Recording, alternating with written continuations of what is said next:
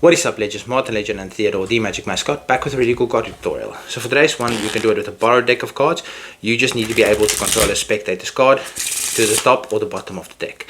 So now what you can do is, you can have your spectator select truly any card they want, and I'll control it to the top. There's multiple ways of doing this. I've got link on in my description of how to do this, but I'll just, for today it's the 9 of hearts, I'll just put it into the middle of the deck, push in with a slight downward angle, get a pinky break, and now there's obviously where you can cut the cards a couple of times, but I'll do something different. I'll flip over this pack where I've got my pinky break, and now their card is going to be this card right here, but they don't necessarily know that.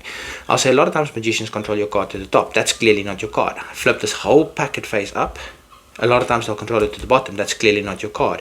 So I'll take this pack and I'll turn it, and now their card is at the top. Very simple, but yet deceiving. And you can give it one more shuffle, whatever you want to do. And now what you can do is you can tell them, I'm going to deal out cards. Now you just reverse dealt their card to the bottom until you say stop. And we don't need a lot of cards. Like I would say 10 is about fine. You can say this to your spectator. They'll say stop right there. Now what you can do is you can deal the cards in any formation you want. I'll just do like some crazy kind of formation, just like this. And I'll maybe, yeah, this is fine. Now you know that the last card you dealt will be their card. They don't necessarily know this. Now all you need to do is use Magician's Choice to force this card on them.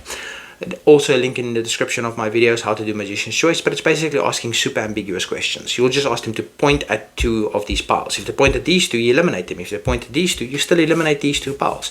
Now what you do is you ask them, point at one of these two piles. If they point at this one, then you eliminate this. If they point, you don't ask them which one do they want to keep. Ask very ambiguous questions. So you eliminate this one, and you know you want to force this card. Now you've got 3 cards left. You can do it with 4, whatever, however you want to do this. Now you know this is their card.